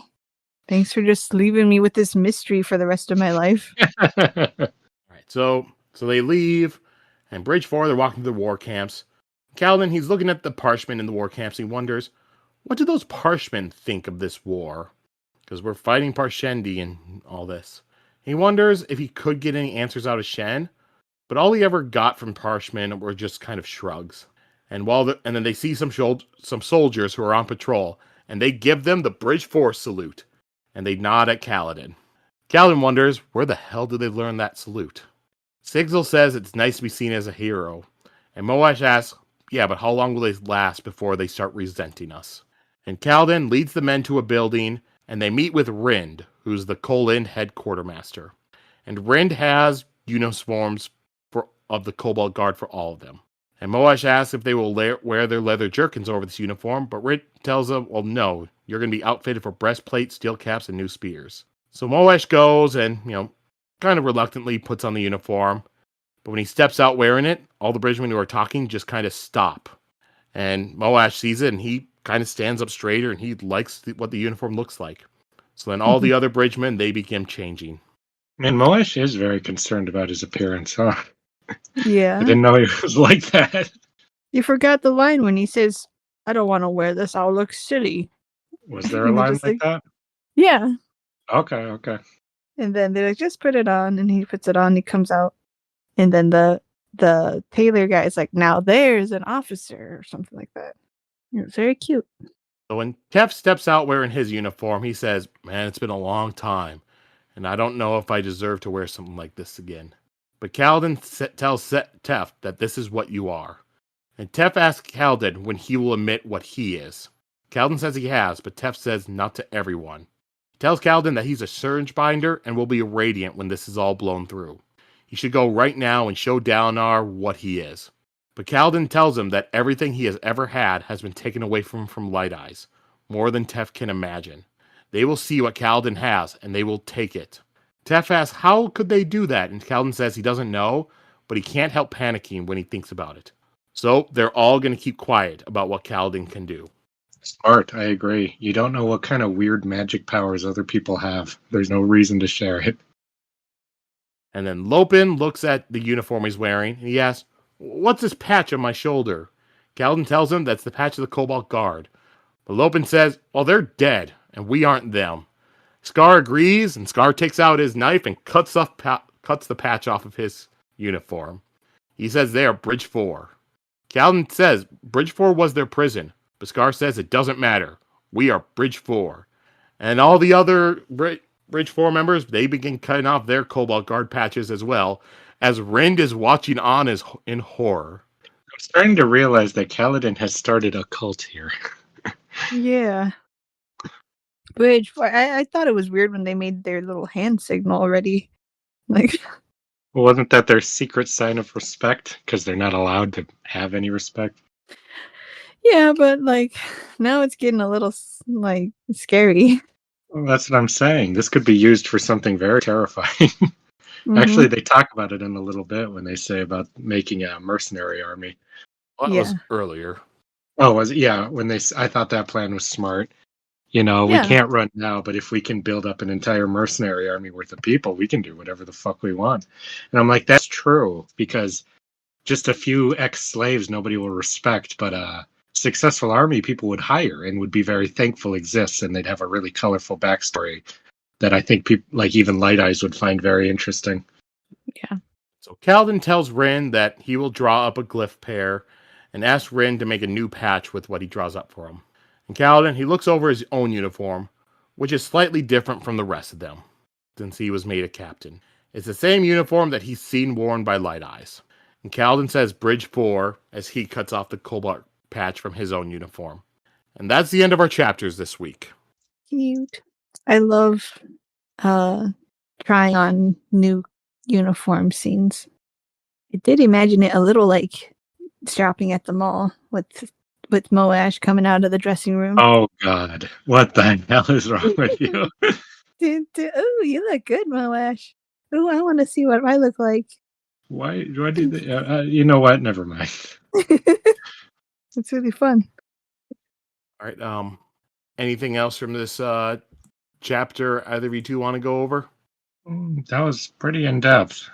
I think I did, but I think I lost it in the whole thing. All right. Then I'll ask you the same question as normal. This chapter was called Bridge 4. Why do you believe that was chosen for the chapter title? I, on principle, refuse to answer such a question. Because they were the last words of the chapter. So first and last, you're doing an artsy thing? Yeah, just like their Ketek poems. That's interesting. I wonder if he hides any of that stuff in here. I bet he does here and there. Also, those were not the last words of the chapter. Yes, they were. That's what I remember. They were when you summed it up. Bridge 4, he said, cutting the cobalt guard insignia from the shoulder and tossing it to the counter with the others. Well, then that's just a bad poem. Bridge 4. Yeah, whatever. I thought it was very artsy when he just thought Bridge 4 in my head when you summed it up. Sheta, why I will never trust you again after that, Sheta. I don't know why you still trust me. I don't either. I really like. Oh, I have a theory that will go with this, so I'm just gonna say it. Well, it's not really a theory, but it's the idea that you can change the perspective of something by creating it, like the what Jasnah was saying about the spren is an idea, and you can change people's idea of what something is. And so the idea of Bridge 4 has changed from death and hopelessness into hope and life, and that is because of what Kaladin has done. And now everyone there feels, it's completely flipped. So the idea has been changed and transformed. I like that a lot. Yeah. I did remember what I was going to say too, which was the question in the last book that's been asked many times is, do men create sprens, or do ideas create spren, or do spren? No, sorry. It was, do spren give these people feelings, or do these feelings create sprens, was basically the question. And so reminding Kaladin of the life before death thing, which is kind of the most she's ever really pushed, she didn't really overtly talk like that before. I think pretty clearly shows that it's both. We create concepts, and then the concepts become so strong that they can inspire them in us, more than just the feeling alone could. So I think that's going to be a big theme of this book. Yes, I like that. Mm-hmm. That's very true. They become their own thing, just like the words. The words are that they become a living word. Like that's what the Bible is called too. So I think it's very interesting to if put in that context too. Because like the concept of bravery that exists, but the many things we've added into that concept have made it so much stronger than it ever could be, and especially in a moment when you need it, and you have all these things built up already, it makes it easier to call upon it. Yes, words and ideas become, and even stories and phrases and things like that become shorthand for bigger ideas that will grant you strength and stuff whenever you need it, and that kind of thing. So so I think that's the purpose of the spren in this story and what they're going to represent in the end, especially with this cognitive realm stuff where they're saying that we define in a way what things are. Like when it says that, it's higher thinking. Animals can't define what a thing is in the way humans can, because humans think about this stuff in a very unique, very human way. So I'm very excited to see that explored. Probably, I don't care about no magic systems and stuff, but when you have some kind of realm where things are defined by human cognition, I'm very, very interested to explore that more. All right. So I think from there, we'll move over to, theories and predictions with a couple questions I'll have for you. First, why was Jasnah contemplating having her sister-in-law murdered? I have no godly idea. That woman must be doing something shady, because I just don't feel like Jasnah would just murder somebody on a whim. She a hoe. It's because she's a hoe? She a hoe. What's more interesting than her contemplating murdering her is changing her mind. That's what's really weird to me. You know how Like I just had, contemplating it. You don't, you know how I had a theory at the beginning about a secret cabal of like women in charge and stuff. I Mhm. think that she has something to do with that. You still Now, think there's a secret cabal of women in charge? I think so. And now that she is queen, that's probably even more dangerous. She was already queen. Oh No, no, not she in that wasn't. part. No. Yeah, It's Elikar's wife. yeah. I think she never really liked her, sniffing around her brother doing shady stuff, and yeah, maybe she's thinking like you just said about Shallan, like, oh, okay, I only got to kill one person, then I can be queen. That's exactly what she thought, probably. Who said this about Shallan? You did. Oh, the joke one. Okay. Yeah, about Adolin. Like, oh, he's third in Yeah. line. I got to kill one person. For the record, That's, I don't actually think Shallan's thinking that, if anything's serious. I know, but I'm saying that someone did think that, and that was the sister-in-law. Maybe. Mm-hmm. All right. What's that pattern thing that Shallan has seen a couple times throughout the chapter? That's one of my main theories, actually, because I do not remember the line, but it was something about round stuff when Jasnah fell into the spheres. Do you remember, Sheta? Does anyone? Round stuff? Yeah, it doesn't You mean really matter. the beads? Yeah, the beads. Like you can't build something out of roundness. It doesn't really matter. The point is all the beads that are the things are round. That's been very set up. I think these angular things that are being seen are either concepts before they've whatever creates a concept in the cognitive realm before it gets solidified by human thought, or they're from outside of the boundary of what humans are capable of thinking of, and they're kind of encroaching in, and it's either some dangerous thing where they'd infect it with their angles, especially since in the first book it was impossible angles described as the head guys, so maybe it's something that's not compatible with our way of thinking, and they could infect it and destroy our thought, like insanity solidified or something, or they're just separate from it and there's no ill will and it's just something we'll learn about. So yeah, but I think that's the basic idea of it. Did you laugh at my theory? Kind of, but Was that? not. No, I didn't laugh at you. I thought it was interesting because I'm like, well, the angles is just math, and the circles is like, art stuff. It So could be, but I don't think so because I don't think you like a lot of people think in more mathematical terms. They don't conceptualize. Like Jasnah even says that, spoken like an artist when she answers, But Jasnah sees them as well, the spheres as spheres. well, So it's because they think both very logically too, especially Yasna. So I don't. it's not just math; it's Yeah, but like I don't think logic. Shallan thinks logically at all. She mystery solves sometimes. Yeah, and that's a kind of clever way of thinking, That's different than a logically minded person. I see. Like she's more creative, This is just me springing off of your theory. That's because I thought that was an interesting idea. Which thing? That the angles represent something that's different than idea stuff. Yeah, and I'm curious if I'm even anywhere near anything. I could just be making shit up, of course. But if so, if they would represent something inhuman and evil and bad, like a cancer, like a wrong thing, or if it would just be, just concepts we can't fathom, and there's nothing wrong with that. Humans can only think so far, Yeah. So I hope it's that because that'd be cool. I'd be into that. I thought that they were just the raw power of Spren that came from that ocean Spren that one time in the studies. That's just because she saw him in the water? Yeah. Axes chapter? Yeah. Why were they all angular? Because it's kind of wild, the ocean is okay. wild. Yeah. Yeah.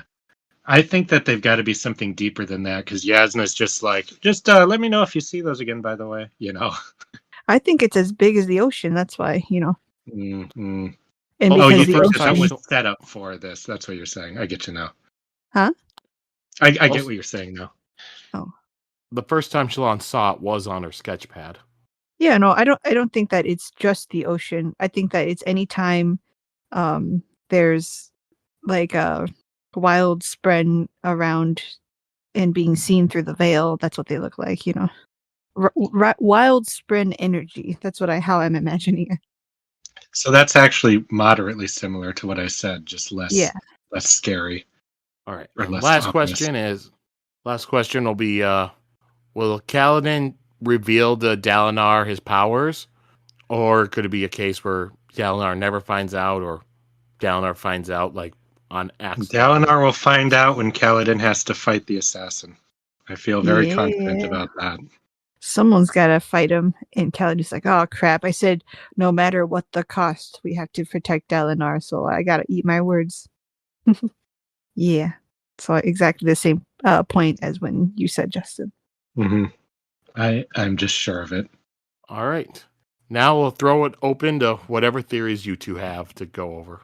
Oh, and I think it's going to be good that he hit it, because then I forget the Shin guy's name, but he's not going to be able to prepare for a defender who knows how to do those kind of things even a little bit. So I think that's going to give him that secrecy is going to give him a little leg up. Yeah, it's going to give him an edge. Yeah, the element of surprise, even though I don't think he'll be even close to as skilled with powers. Unless he's not really trying to win. I think he has to try to win based on how the rules were. Like, I don't think he can like half-ass or just work on technicalities, Do you know? Sorry, how like Zeph, when he goes to Zeph, that's the name. Thank you. Yeah, to murder and stuff, to do the assassinations, he has this weird thing he does where he's like, why do you guys have to be so stupid and asking for it and stuff, I think that when Kaladin shows up with his powers, he's going to be kind of like, oh, somebody's actually prepared for me, and he's very going to be excited, and something's going to change. I think he's just going to be like, no, why are you fighting and using these powers? You could be this like specific thing I know about, but now I just have to kill you. I think that's how he'll be. Mm. I think everything he says is just hope for him being a horrible murderer, He's not actually suffering from anything. He's just a serial killer. No. I don't think he supernaturally needs to do this stuff. I said this before. I think it's a cultural thing or something bred into him from basically forever. So I think that's why he feels so guilty and bad, is he deep down doesn't have to do this, but knows he has to in another way. Okay. I have a couple of things. I think that the Taravangian is in control of the Parshmen. And the Parshendi, I mean. Sorry, yeah, the Parshendi. And that he made them confess to the assassination of Gavilar. Because he was trying to stop Gavilar like he is trying to stop Dalinar right now. Because the both of them are too close to discovering a secret. Well, remind me, is there a visual difference between Parshmen and Parshendi, or is it just the way they act? It's just the way they act. Yeah, Parshendi are smarter, and also they have the carapace at times. Yeah, they're the fighters. So the question is, could that have just been a couple Parshmen who were secretly sent in to pretend that they were even part of this delegation and they weren't? That's what I mean. To do with it. Yeah. Okay. So he doesn't control the Parshendi, but whoever did this has sent in Parshmen, right? That's what you're saying. I think that they're all the same. I think that they are. I think there's a difference. There has to be. Well, I guess they're the same in the sense that they are controlled. Okay, my other theory is Parshendi. Yeah, there's no evidence that Parshendi are controlled, Sheta. You can't just say that like that's a fact.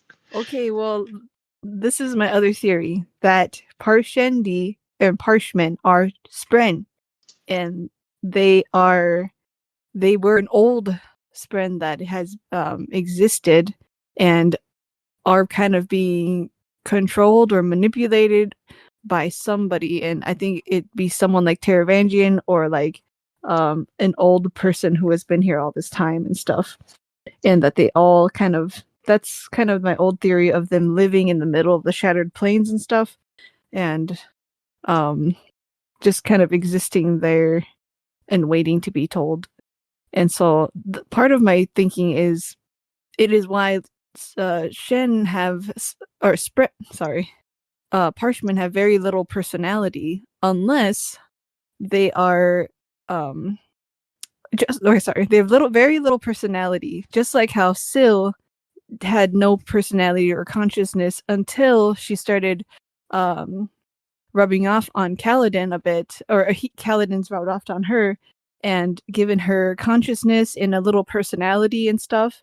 And Shen, their Parchment guy, is got the tattoo. He also is getting influenced by Kaladin and stuff. And I think that is kind of my evidence that they are influenced and stuff. And maybe Parshendi or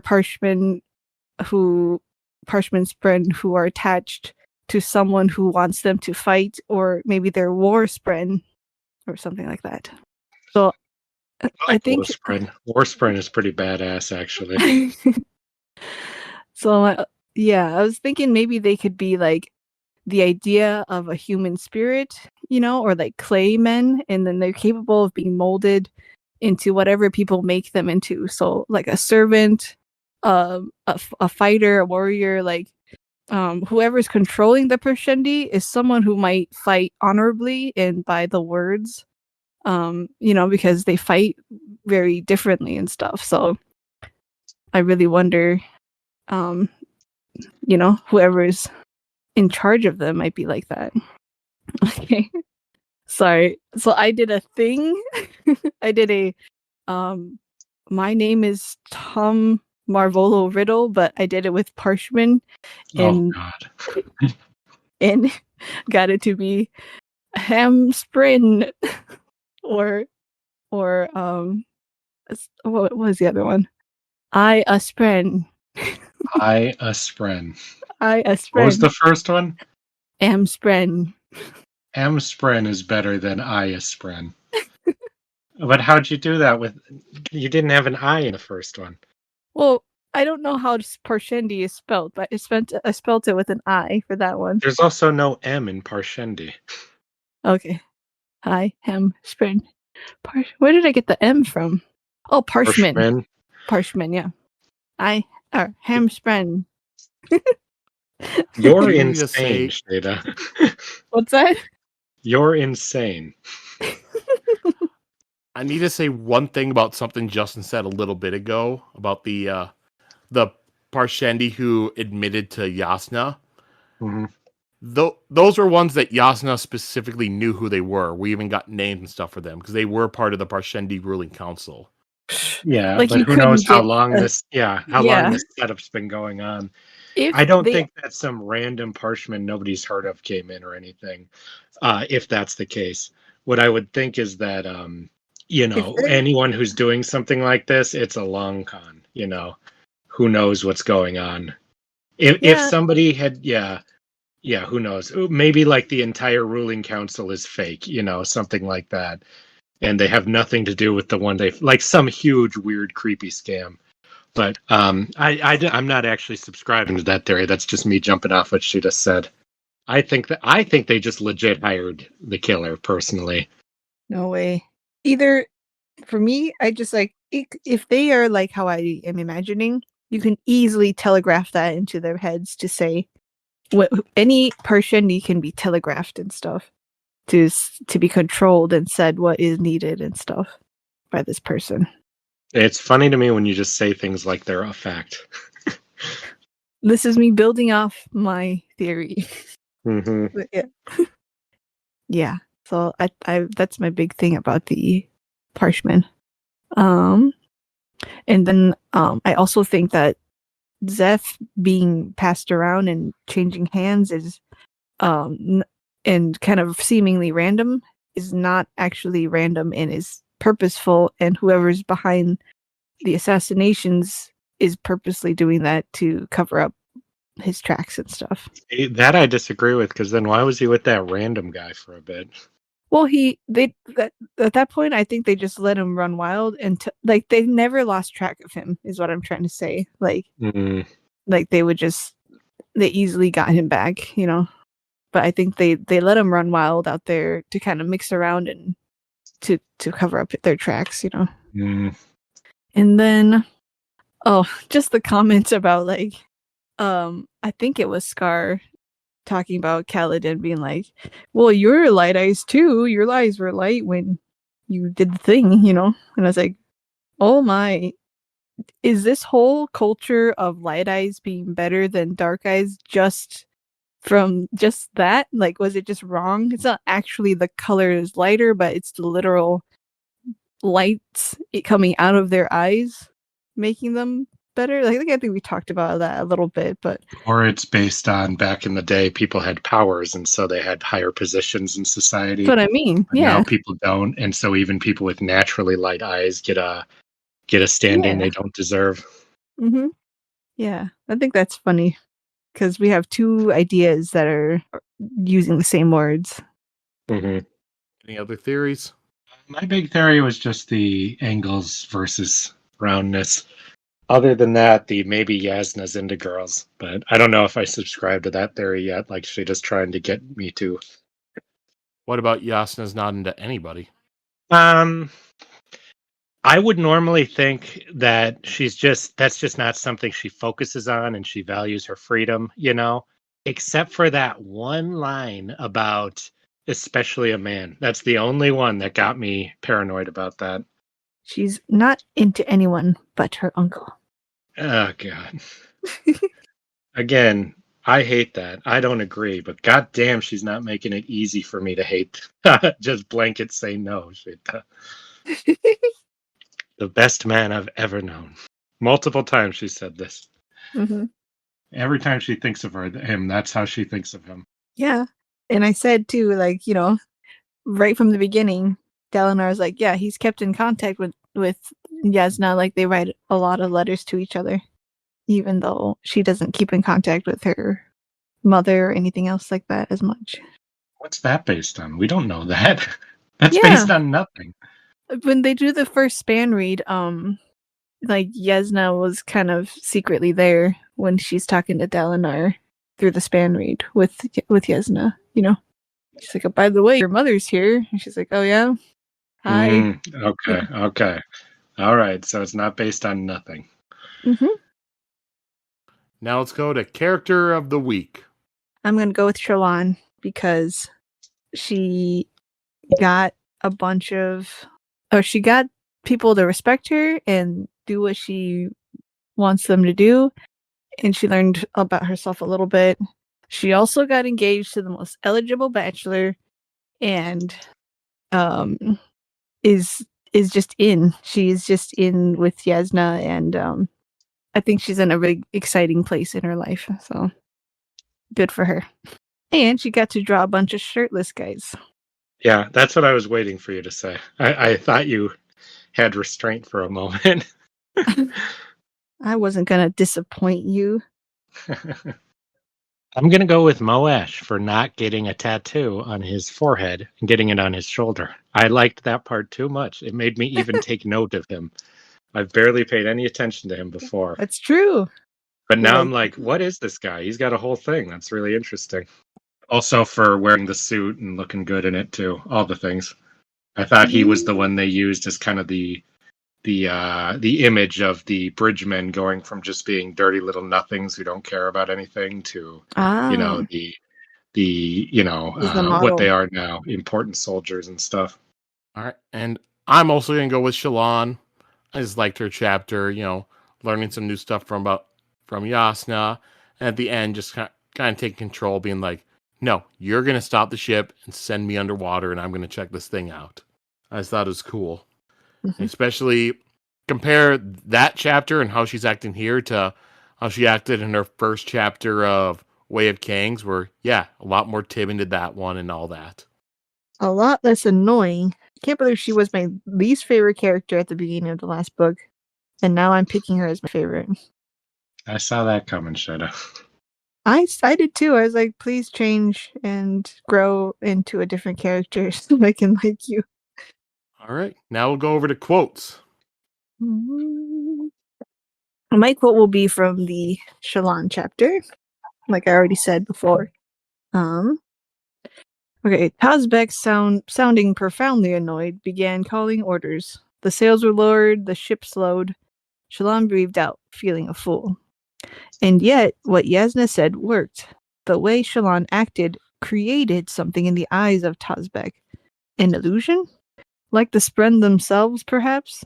Fragments of human expectation given life? And that was just kind of what I already kind of talked about with the... I just really love that idea. If Spren were ideas and stuff, then you can do it in real life too. And that a little bit with how Kaladin changed the idea of what Bridge 4 was, like I already said. So I think that's a really interesting idea, using the idea of Spren. Mine is when Shallan says about the sailors that thinks Jasnah doesn't respect them, and she says, "From what I have observed, these sailors are men who have found a purpose in life and now take simple pleasure in it. Many people make far less out of life. Captain Tazbek runs a good crew. You were wise in bringing him to my attention." I think it's always interesting. Jasnah always acts like she's very elitist, but she's actually got a very grounded viewpoint on other people. She doesn't really seem to look down on others in the way that people assume somebody like her would. And that, finding a simple life that you can just find joy in, like, people are always looking for more than that or looking down on people who do that. But, like, if you can figure that out, you're going to die just fine. And Die just fine. yep, you're going to live a life, and one day you'll die, and it'll be just fine. Unlike a lot of people who will always have a feeling of, oh, I never figured out what would make me happy, the end, See. All right, and mine is from when Shallan went underwater. Then she ducked her head under the water. Light streamed from the surface in shimmering radiant columns. There was life here, various amazing life. Tiny fish zipped this way and that, picking at the underside of the shell that shaded a majestic creature, gnarled like an ancient tree with rippled and folded skin. The true form of the Santhid was a beast with long, drooping blue tendrils, like those of a jellyfish, only far thicker. Those disappeared down to the depth, trailing behind the beast at a slant. The beast itself with a knotted gray-blue mass underneath the shell. Its ancient-looking folds surrounded one large eye on her side. Presumably its twin would be on the other side. It seemed ponderous, yet majestic, with mighty fins moving like oarsmen. A group of strange spren, shaped like arrows, moved through the water here around the beast. Schools of fish darted about. Though the depths seemed empty, the area just around the Santhid teemed with life, as did the area under the ship. Tiny fish picked the bottom of the vessel. They moved between the Santhid and the ship, sometimes alone, sometimes in waves. Was this why the creature swam up beside a vessel? Something to do with the fish and their relationship to it? She looked upon the creature, and its eye, as big as her head, rolled towards her, focusing, seeing her. In that moment, Shallan couldn't feel the cold. She couldn't feel embarrassed. She was looking into a world that, so far she knew, no scholar had ever visited. She blinked her eyes, taking memory of the creature, collecting it for later sketching. I just think it's a cool whole description of the Santhid and everything that's going on around it. Mm-hmm. I like nothing she really no longer more felt embarrassed part quite a bit, because she was, they were all making fun of her, and now she's like, come on, this is the coolest thing that I've ever done. Mm-hmm. That was described really well. I could see it, like if it was filmed, I could see how it would pan out. Well, I'll let you know when we read next week's chapters. Literally the next page, you'll get to see Shallan's drawing of the Santhid. I already saw it. Yeah, I turned the page and saw that. I thought that was actually pretty cool. Spoiler. Not a spoiler. How's that a spoiler? You cheated. He hasn't drawn it yet. She has drawn it yet. All right. So now we just have 2 comments from our Way of Kings wrap-up episode. All right. First, this one's from the Insightful Ninja 6642. I'm really looking forward to Words of Radiance. And then they also asked, if we plan on reading this one novella, and I told them, yeah, and I told them when we'll read it. And then the other comment from Reader Warrior, Unfortunately, I cut out a lot of stuff he said in his comments because a lot of it I felt was too. It was a little bit too much with hinting at stuff. Ah. All right. First, from favorite scene, I like to throw out Kaladin at the Honors Chasm for a scene. And then from the part of looking forward, the whiplash of I want to see Jasnah, Shallan, and Kaladin's love triangle grow took me by surprise. I should have known with Sheta this was on her mind, but what the heck? They're going there. Yeah, it's happening, man. You can't argue with that. They're going there. They just have to meet. All right, and then next, it's weird because she, Jasnah, and Dalinar have a good relationship, and that's her uncle. That's the only thing weird here. But they would be together? That was last week you hinting that, well, maybe Jasnah and Dalinar, but that's her uncle. That'd be weird. And then just asking, what did you draw? Tell me, Shallan, what spread did you draw? And then from the letter we had talked about, AT has some familiar letters. Same goes for Iona and a bit of Sky. And then Storming Vax. And then when we were doing our casting, in regards to age, I believe in Chitty Chitty Bang Bang, Dick Van Dyke was older than the grandpa character, so age isn't that much of a factor for Hollywood. I think that's proven by modern castings. Jesus. Everyone's so old now. Yeah. They're all playing like 30-year-olds. Got to use our imaginations. Sometimes quite a bit so. The only throwouts I do are Savannah Carrasco as Shallan and Sarah Schuler as Jasnah. I don't know who either of them are. I'm looking it up now. Put them in the thingy so I can see. I have no idea who this is. Savannah Carrasco? I must have spelt it wrong because I got nothing. I have an IMDb page with 1 credit. Yeah, so I think we're spelling it wrong. Or you're not. Or this is someone this person knows. Very new. 1 short from 2026. If I can't have you, no one can. Any pictures? No. I think I found her Instagram where she's cosplaying as Shallan. Okay, so it's one of those kind of castings. I see. I see. That's funny. Don't go on her Instagram for you two. Why? Is she an OnlyFans model?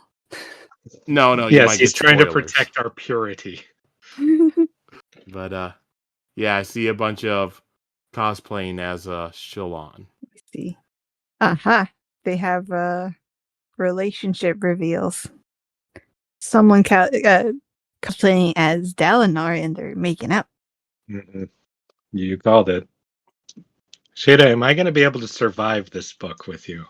If we get there and I get some answers, then you'll be fine. If I don't get any answers... No, am I going to be able to survive your shipping nightmares? All right, I don't know. You've survived so far. All right, so I'll continue his comment. And then this is a quote. I don't remember who said it. Maybe I was imagining a lot more of how much Dalinar wanted Navani. Yes, for every relationship. Yes. I guess Sheta probably said that. And then him saying, "You've only seen 2 seasons of S.H.I.E.L.D.? I'm rewatching it now, and I love it." Yeah. Oh, that was you, Joe. Yeah. Yeah, I've only watched the first 2 seasons of Agents of S.H.I.E.L.D. I just didn't get as into it. I don't think it was bad, but it was not something where I just had to keep watching. You're crazy. There's some stuff I know you'll like later. And some stuff you'll fucking hate of them adapting things poorly.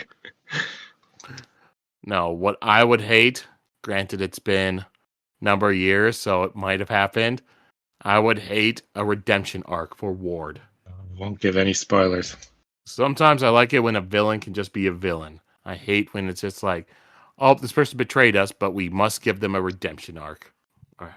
Yep, so that's all the comments and everything. So yeah, looking for chapters for next week. You know what? I'll let you two decide because I'm torn between whether doing 3 or 4 chapters. 3. So, okay. We'll do 4. 3. No. 3.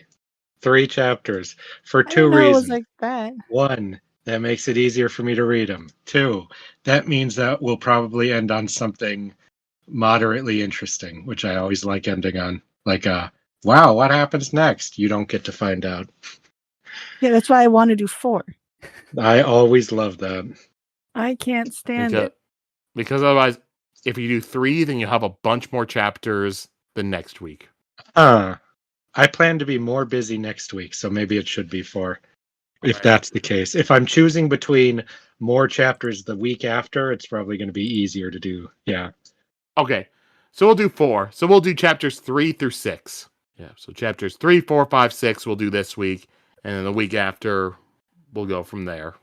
Okay. All right. So we'll have that. And, yep. And if anyone, go ahead, leave us a comment. Send us an email, cosmicchronicles@gmail.com.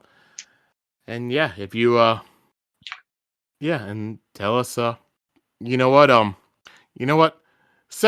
us a comment, send us an email, tell us what is your favorite cursed Cosmere ship.